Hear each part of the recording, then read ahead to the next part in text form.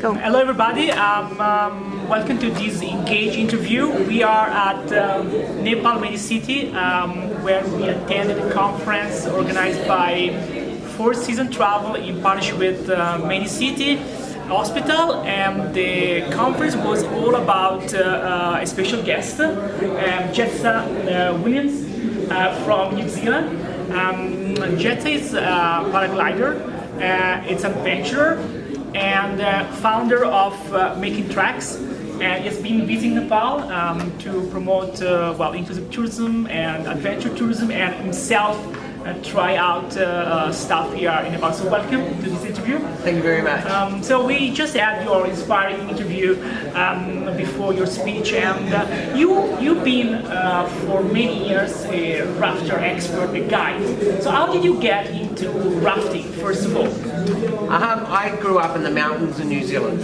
I grew up on a farm, so I'm a farmer boy, and when I was younger I fell in love with adventure. I used to push the limits quite a bit, like just swimming down rapids in my local river, climbing in our local area and doing lots of skiing.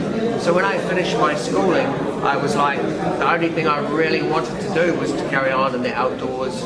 I fell in love with kayaking, whitewater kayaking, and I was lucky enough to learn whitewater kayaking at a very young age, and pretty much went into rafting from the kayaking, and that was my entrance into the outdoors on the summer side. And on the winter side I got into the mountains, so I was skiing and living in the mountains ever since I've been a very young man. Yeah, so ski patrol and that sort of thing. Oh wow, so you are really true adventurer. I mean, you said that you love challenge, and tourism, it's a way to challenge yourself, discover new patterns, and now you are the founder of Making Tracks. It's a travel, adventure, accessible tourism company based in Auckland, right?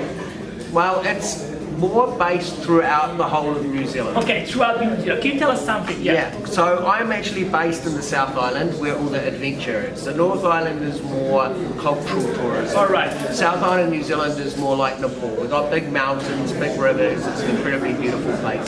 So it's pretty much, they call it the world capital of adventure tourism. So you're Christchurch based? I'm based throughout the whole of the South Island. Oh, yes. I work with outdoor companies. Yeah. So I don't necessarily work with the disabled community. I work with outdoor companies opening up their product to all people. So it doesn't matter what the ability is. The company, with my help, can operate their product with any activity, with because any you are an expert, client. because you have been doing this kind of stuff for so many years. Right? Because I'm an expert in the outdoor industry, but because also I have very high disability level, if you like, or ability level. So what my body can do, anybody can do. Right. So I'm perfect guinea pig, and also very knowledgeable to see what is possible. So I put myself into the position, I think about the activity, I look at everything that's needed with all different abilities, and then I open up that adventure.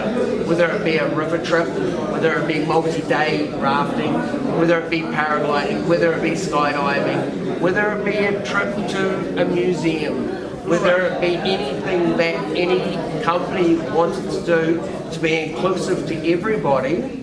Inclusion, keeping people real, looking at the individual, not looking at what is not possible, but looking at what is possible, is where we are going. So for how many companies, tour operators are you working with in New Zealand? At the moment we're working with around about 40 different operators, and we've got a lot more under the wraps that we're coming through with very soon. Right. We're also hoping to work with some Nepalese companies, and we're also hoping to work with Australian companies, with Swiss companies, and pretty much becoming global, and so everybody understands the idea of inclusive tourism. And what's your plan for Nepal? I mean, it's your first time here, right? It is my first time. So what's your impression, and what would you like to do in the future? So Nepal is very similar to New Zealand in the idea that there's big mountains. We've got a connection.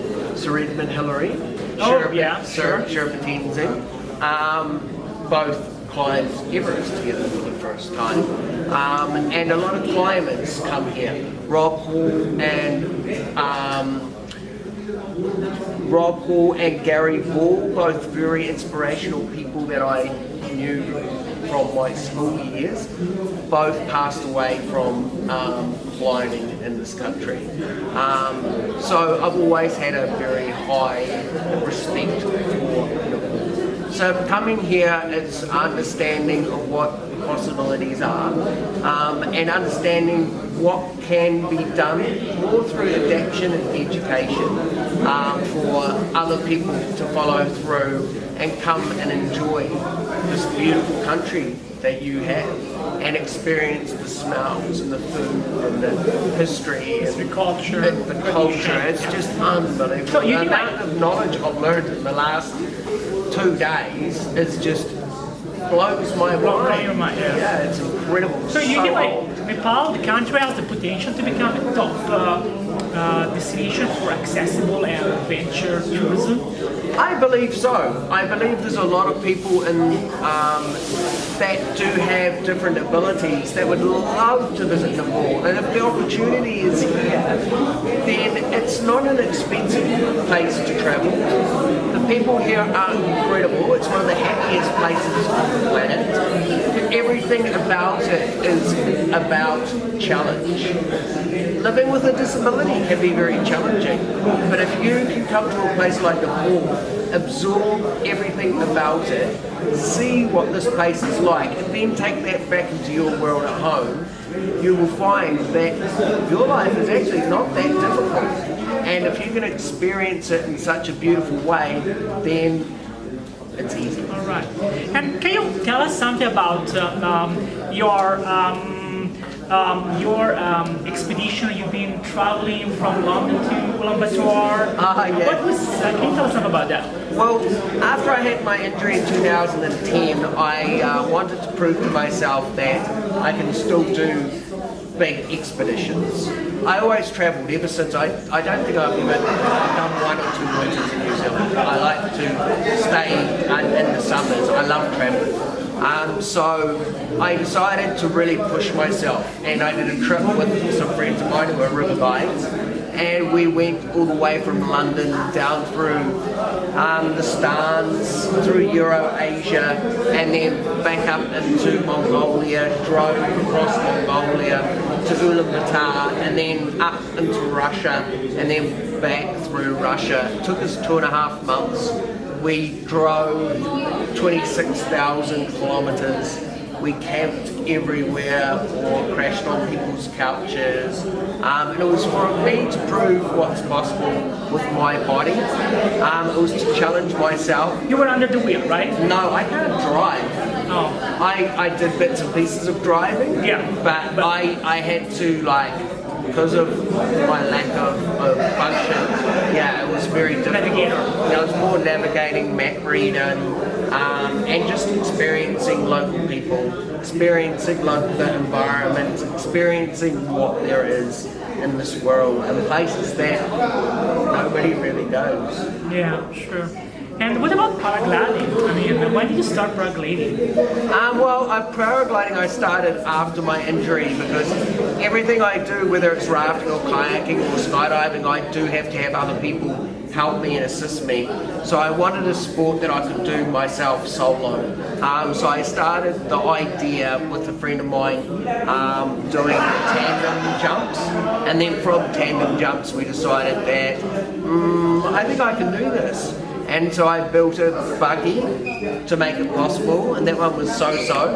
And then I built a perfect buggy that works. I mean, you build by yourself.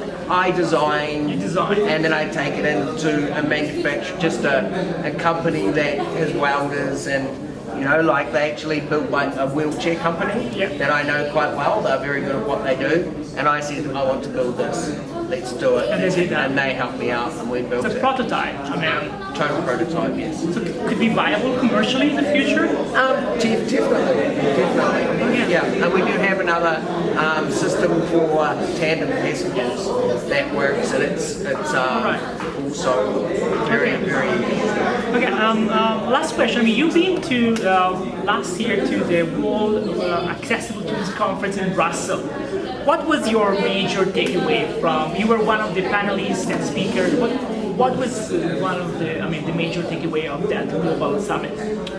For me, it was understanding the amount of people that there are in this world that have different abilities or disabilities. Understanding the amount of money that these people have. It's a big business, as we saw from your crazy. Billion. Some countries actually pay people to go on holiday, like up in Scandinavia. They're like, go on holiday, here's $4,000, enjoy yourself. Go and experience some good energy.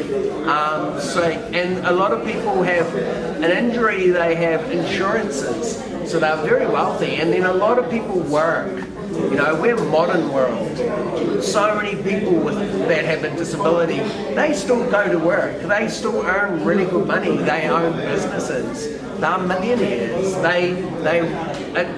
It's not any different from myself or yourself when it comes to the use of our brains. All right. And okay, just to wrap up, what's next after Nepal? What is your next expedition or adventure? So I go back home and I've got a few filming projects that I'm doing for the Mountain Film Festival. And then I'm going to Europe to work on my paragliding in the French Alps. And then also going to be working with some companies in Switzerland, hopefully, to make that more inclusive as well. So yeah, got a pretty busy schedule coming up. All right, okay, so thank you so much for your time and for your presentation. Thanks to Mediciti and to our friends of Four Seasons Travel. Thank you so much.